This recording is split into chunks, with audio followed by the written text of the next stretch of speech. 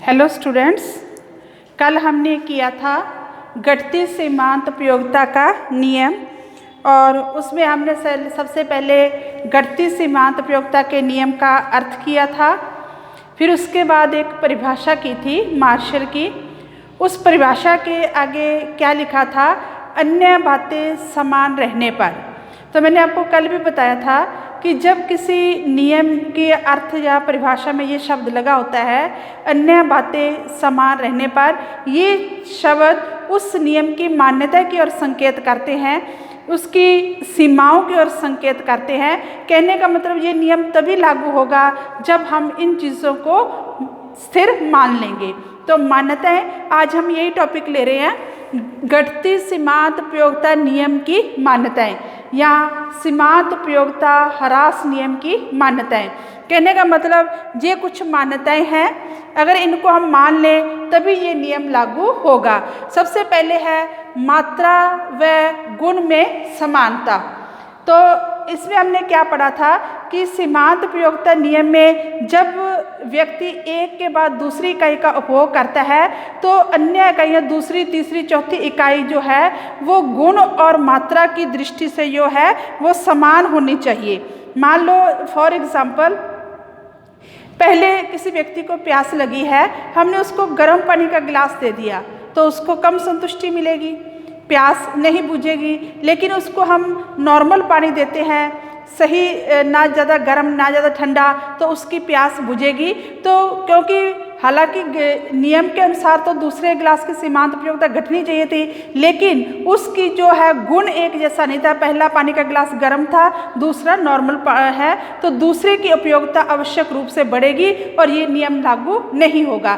इसी प्रकार मात्रा, मान लो पहले हमने उस व्यक्ति को, प्यासे को थोड़ा थोड़ा पानी दिया है तो उसके एक चम्मच दिया, दूसरा चम्मच दिया, तो उसको ज़्यादा तृप्ति मिलेगी दूसरे चम्मच से, तीसरे चम्मच से, क्योंकि उसकी जो प्यास है वो भी शांत नहीं, उसको संतुष्टि नहीं मिली। लेकिन अगर हम उसको एक प्रॉपर ग्लास साइज का ग्लास में अगर देंगे, फिर उतना ही मात्रा का दूसरा ग्लास होगा, तो आवश्यक रूप से दूसरे ग्लास से उसकी सीमांत उपयोगिता घटेगी। कहने का मतलब घटती सीमांत उपयोगिता का नियम तभी लागू होता है कि हम जिन उत्तरोत्तर इकाइयों का उपभोग कर रहे हैं वो सभी इकाइयाँ मात्रा व गुण की दृष्टि से क्या होनी चाहिए, समान होनी चाहिए।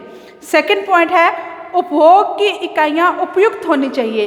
तो ये भी वही पॉइंट है कि उत्तरोत्तर इकाइयों का हम उपभोग कर रहे हैं। इसमें भी यही एग्जाम्पल दे सकते हैं। मान लो एक व्यक्ति प्यासा है, उसके सामने हमने एक बाल्टी भर के पानी रख दी, तो उसकी, क्योंकि वो बाल्टी क्या है वो पी नहीं सकता, उसकी मात्रा ज़्यादा है, या फिर उसके सामने एक एक चम्मच पानी रख दिया तो भी उसकी जो प्यास शांत नहीं होगी, आवश्यकता जो है उसकी पूर्ण संतुष्टि बिंदु पर नहीं पहुंचेगी। कब पहुंचेगी? जब हम उसको एक सही मात्रा में नॉर्मल ग्लास में पानी देते जाएंगे और उसके बाद उपयुक्त मात्रा और उसकी इकाइयाँ भी जो है उपयुक्त होंगी।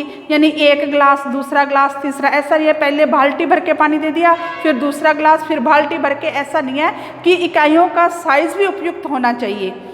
फिर है उपभोग में निरंतरता, ये भी जरूरी है। इसमें हम मतलब जब हम विभिन्न इकाइयों का उपभोग करते हैं उनमें निरंतरता होनी चाहिए, यानी एक के बाद दूसरी इकाई, दूसरी के बाद तीसरी, तीसरी के बाद चौथी, तो ये नियम अवश्य रूप से लागू होगा।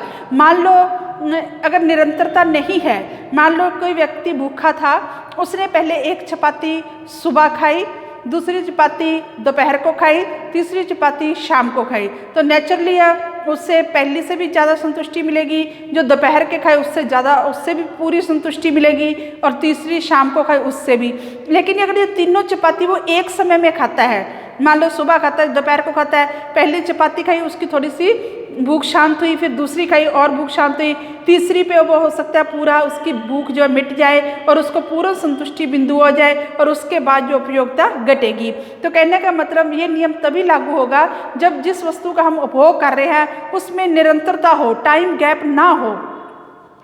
फिर है उपभोग की जाने वाली वस्तुओं और उसकी स्थानापन्न वस्तुओं के मूल्य अपरिवर्तित रहने चाहिए। मान लो इसमें भी हम एक एग्जाम्पल लेते हैं। मान लो हम आम खरीद रहे हैं, हमने पहले 2 आम खरीदे, 20 पैसे प्रति आम था, तो उससे हमें अच्छा लगा, पहला आम खाया, दूसरा खाया।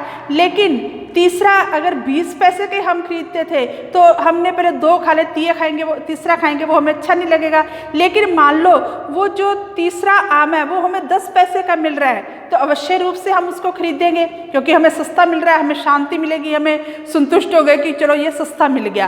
तो इससे क्या होगा, ये नियम लागू नहीं होगा, तो तीसरे आम की उपयोगिता कम होने की बजाय जो है वो बढ़ना शुरू कर देगी।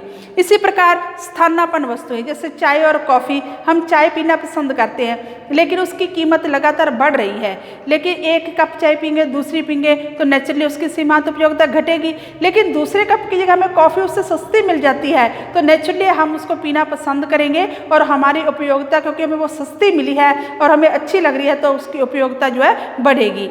नेक्स्ट है, उपभोग की अवधि लंबी नहीं होनी चाहिए। अगर उपभोग की अवधि लंबी है तो लंबे समय में उपभोक्ता का स्वभाव, रुचि, फैशन, रीति रिवाज सब बदल जाते हैं। तो जैसे मान लो अब सर्दियों में हमने गर्म कपड़ों की शुरू में सेल लगी, गर्म कपड़ा खरीद लिया, लेकिन अगर उसको हम थोड़ी देर सर्दियों में पहने तो उसकी कोई संतुष्टि हमें नहीं मिलेगी। लेकिन कुछ समय बाद दोबारा हम उस कपड़े को गर्मियों में पहनेंगे तो संतुष्टि अवश्य बढ़ेगी। फिर धीरे धीरे अगर, क्योंकि इसमें रुचि बदल जाती है, स्वभाव बदल जाता है, तो ये नियम लागू नहीं होगा। फिर उपभोक्ता की मानसिक स्थिति में परिवर्तन नहीं होना चाहिए। इसका भी एक एग्जाम्पल है, मान लो कोई व्यक्ति खाना खाने बैठता है तो उसका मन चिंता में डूबा हुआ है तो उसको पहली रोटी अच्छी नहीं लगती, लेकिन जब जो दूसरी चपाती लेता है तो उसको कोई गुड न्यूज़ मिल जाती है तो वो उसको चपाती ज़्यादा अच्छी लगेगी, उसको उपयोगिता ज़्यादा महसूस होगी, संतुष्टि ज़्यादा मिलेगी, क्योंकि उसकी मानसिक स्थिति में परिवर्तन आ गया। पहले वो चिंता में डूबा हुआ था, फिर वो खुश था, तो ये नियम लागू नहीं होगा क्योंकि मानसिक स्थिति उसकी बदल गई। फिर है आवश्यकता सामूहिक आवश्यकता न होकर एक आवश्यकता के रूप में होनी चाहिए। सामूहिक आवश्यकता क्या होती है, जो शानो शौकत दिखावटी वस्तुएं होती हैं, जो लग्जरी गुड्स होती हैं, वो एक आवश्यकता को पूरी नहीं करते बल्कि उससे हमें कई तरह की संतुष्टि मिलती है। धनवान लोगों ने जैसे मान लो सोना चांदी खरीदा तो सभी कहेंगे वाह इसके पास इतना सोना है, उसकी प्रॉपर्टी भी बढ़ती जाती है, उसको खुशी मिलती है। जितना सोना बढ़ता जाएगा, जितनी लग्जरी चीज़ें बढ़ती जाएगी, शानो शौकत बढ़ती जाएगी, उतनी संतुष्टि उसकी बढ़ जाएगी। ऐसी स्थितियों में ये नियम लागू नहीं होगा। फिर है उपभोग के स्थान में परिवर्तन नहीं होना चाहिए। मान लो इसमें भी हम एक एग्जाम्पल ले सकते हैं कि गर्म स्थान पर कंबल की उपयोगिता 0 है, लेकिन जब उसी कंबल को हम ठंडे इलाके में ले जाएं तो उसकी उपयोगिता घटने की बजाय क्या होगी, बढ़ेगी, और ये स्थान परिवर्तन होने से ये नियम लागू नहीं हुआ। फिर है यह नियम सुख में अवस्था में लागू होता है, दुख में अवस्था में नहीं। तो ये भी मान लो एक व्यक्ति को चोट लगी है, उसके खून की कमी होगी, वो दुखी है, तो उसको हम 1 यूनिट खून चढ़ाते हैं, उसकी स्थिति थोड़ी सी सुधर जाती है। दूसरा यूनिट चढ़ाया, उसको और ज़्यादा संतुष्टि मिली, तो उपयोगिता घटने की बजाय बढ़ गई। लेकिन जब वो नॉर्मल अवस्था में आ जाएगा, सुख में अवस्था में आ जाएगा, मान लो उसको 2 यूनिट ब्लड की ही जरूरत थी, जब हम तीसरा ब्लड यूनिट उसको चढ़ाएंगे तो उसको ज़्यादा संतुष्टि नहीं मिलेगी, क्योंकि 2 ब्लड यूनिट से उसके वो क्या है, दुख में अवस्था से निकलकर सुख में अवस्था में आ गया। अब इससे ज़्यादा अगर उसको ब्लड चढ़ाएंगे तो उसकी उपयोगिता उसके लिए कम हो जाएगी। कहने का मतलब जब खून की कमी थी, वो दुख में अवस्था में था, तो ये नियम लागू नहीं हो रहा था। जैसे वो सुख में अवस्था में आ गया, उसकी आवश्यकता पूरी होगी तो ये नियम लागू होना शुरू हो गया। तो स्टूडेंट ये कुछ मान्यताएं थी। अब हम नेक्स्ट पढ़ते हैं, नेक्स्ट लेक्चर में करते हैं सीमांत उपयोगिता ह्रास नियम के लागू होने के कारण और क्या इस नियम के कुछ अपवाद भी हैं। Thanks students.